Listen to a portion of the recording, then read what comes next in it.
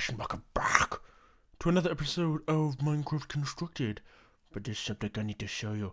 I've gotten myself some plastic surgery. I needed to do this so no one knows I'm the one who launched the missile on the Minecraft world. Yes, now time to rip it off.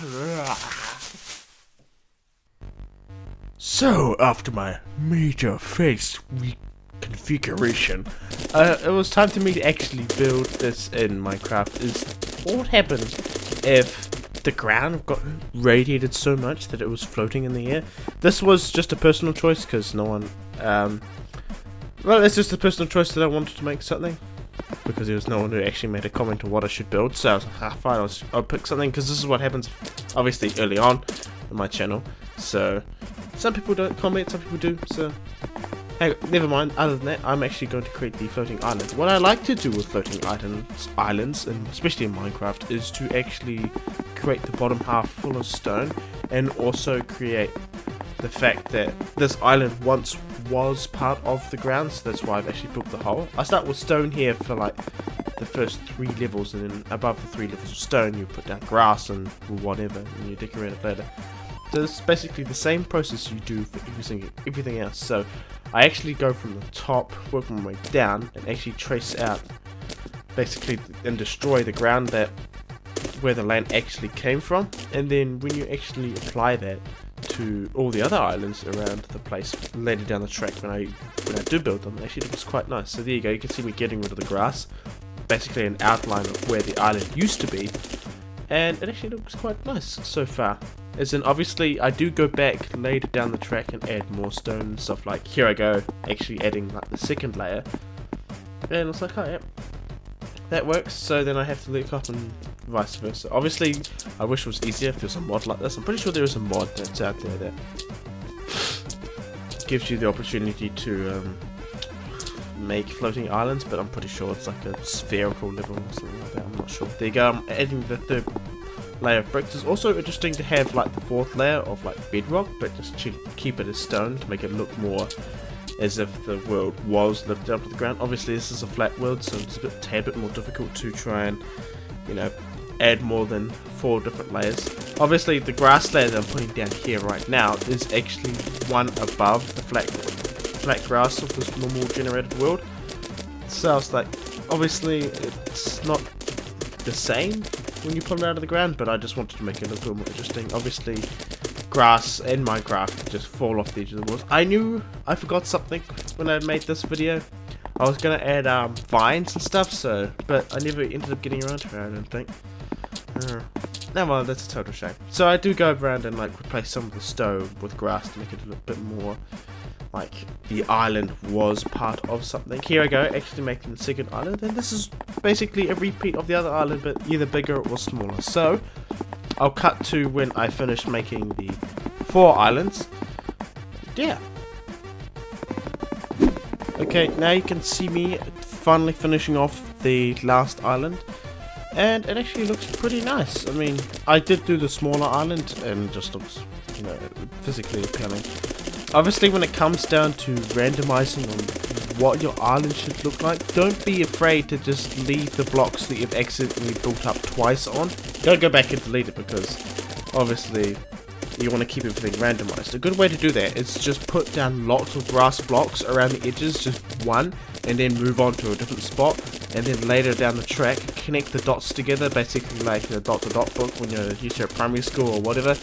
And it just gives a bit of an element of randomness, as in obviously it doesn't look man-made, it looks like it was there, but in a flat world obviously it does look man-made. So here you go, you can actually just see me connecting the grass blocks together from a certain distance. It doesn't matter if it's diagonal or it's just on the side of that one grass block, it's perfectly fine. And then you just go around and add those, fill in the holes, and there you go, you've got something that looks like it was randomly generated and not man-made, because obviously when man-made things are done, sometimes make it look a bit more straight and edgy, but getting it fully randomized, something like this is very useful. And now, really, it's up to you what you do with your floating island. I mean, in all honesty, you just put some bone meal down and replace some of the grass with, I don't know, farmland, or build a house on top of it. I think I actually do that. Actually, I do know. Why should I say I'm thinking I do know? Because I actually do know. Totally meta. That's what my name is in, well, nickname for games anyway. But yeah, now it's really up to you what you do with decorations. I end up replacing all the grass with stone. That was my first own choice to make. I mean, you could leave it as grass if you want. And then I just go around and bone meal, I'm pretty sure. Yeah, I do go up and bone meal, but let's just wait for that to happen. Obviously, it's not nice having the bedrock layer down there when you don't have the bedrock layer up above either, so replacing it, what the heck was that? Okay, never mind. It was in game, I think it was one of the speed up sounds. It sounded really weird. But yeah, replacing the bedrock, the stone, obviously. I'm just commenting on what I see. Lol, lol, lol, lol, lol, lol, lol. And it surprisingly looks like a face.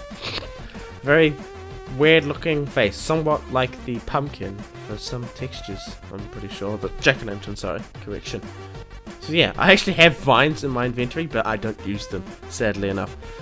But yeah, now it's really up to you. You can add bridges. I actually do add a bridge in between the 3 different islands, but you can see me going around here bone milling the grass to give it a bit more, you know, it was alive, it was now radiated. That's a dark oak, I'm pretty sure, just dark oak wood. The dark wood, let's leave it at dark wood.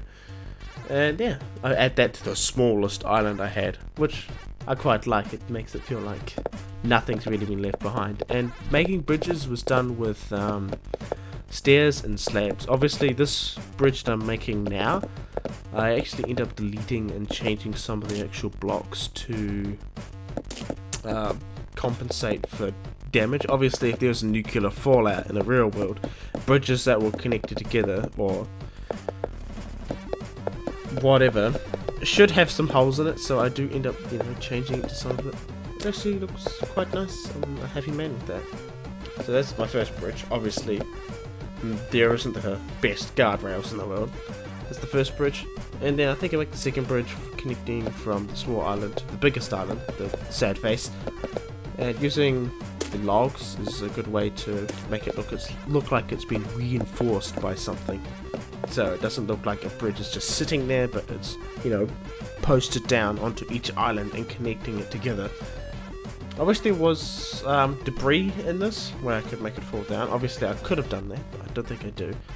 So yeah, at this point I think I make the bridge that's diagonal between the second biggest, the second smallest and the largest. And this was just make it as walkable as possible by using slabs and stairs and full blocks. Obviously it doesn't look too fantastic, but I think it gives a feel of like it's been planted down, or the islands are shifting and moving between the two. It's not always fixed in a certain location. That's why it's all wobbly and a bit bent looking. So I've just test the stairs, see if it works, and it works. So that's quite nice. Again, it's really up to you what you do with your island. I mean, you can actually see me here building a house, but let's just skip to when I actually finish making it. I'll probably show this off in another video, maybe later on the track if you want me to. You want to see how I built this house? It's a very functional house. You can actually build this in default. No, actually, you know what? I'm actually going to show you how to make this. Just follow along. It's actually not that hard. You can do it with about, I don't know the exact numbers, but you should at least have 2 stacks of wood. And then you turn 1/2 of a stack of logs into planks of wood, obviously, and then you can use those to make your slabs to save on wood, and you use the logs to actually build up your foundations, not foundations, the sides and the corners of your house, which actually look quite nice. Glass is secondary, I'm pretty sure. It's just up to you. Really, honestly, it's really up to you how you decorate your house or whatever you want to build on your floating islands, because it's not really my choice. There you go, adding the slabs. And having a wee balcony out the side is actually quite nice. The roof doesn't have to be done at all. You can just leave it as is, because honestly, you just need to slap a torch on top of it and you're done. I think I do go around changing all the windowsills to like stairs, just to give it a bit more of a bevel embossed feel to it. So it kind of looked a bit plain and boring, having it so flat against the wall, you know. Going on with more of those stuffs. Going with planes, just normal planes of glass. You can have colour planes if you want, but normal planes usually do the job. You can use it for your fencing for your balcony, which is also quite nice. Done it. There you go, that's basically the house. You can fill it with anything. You can actually put your bed upstairs, you can put a double chest downstairs with a crafting table and a furnace, and upstairs you can have an enchantment table and your brewing stand, and that actually works. So here we go, going off, don't waste your diamonds on hose, lol. Here we go, just adding a bit more extra decorations to it, which, oh, what the heck was that? Okay, I just heard something in my mic, I don't know, my headset, don't know what it was, so, oh, okay, never mind, I know what it was, don't worry about it, in peace. There you go, so yeah, just make your place look as very natural as possible. Obviously I should chuck in some melons and something else in there, like actual ones, but I was too lazy, I just wanted to grow them. But yeah, that's pretty much it. You could do anything else you want to it. So I'll cut here and I'll show you what I actually do.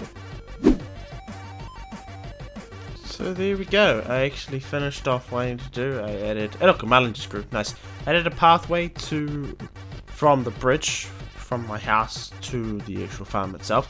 I added a swing over there on the tree. I actually planted that tree and just bone mealed it until it grew, and added some extra wood to make it look like the roots were into the ground. I add the enchantment table place area, it looks like ruins, and I think it looks quite nice. The water effect, I should have added vines that fall down and go off into the ground, but unfortunately I don't do that, which I would like to do. I should go back and fix it maybe on another video, but I'll probably just do it behind the scenes and you wouldn't notice. But anyway, thank you guys so much for watching this episode of Constructed. This was the Floating Islands episode, and somewhat decoration on how to randomize your builds and stuff like that, especially if you're working like terrain, because it's very important to do stuff like that. But anyway, thank you guys so much for watching, and I salute to you. Bye!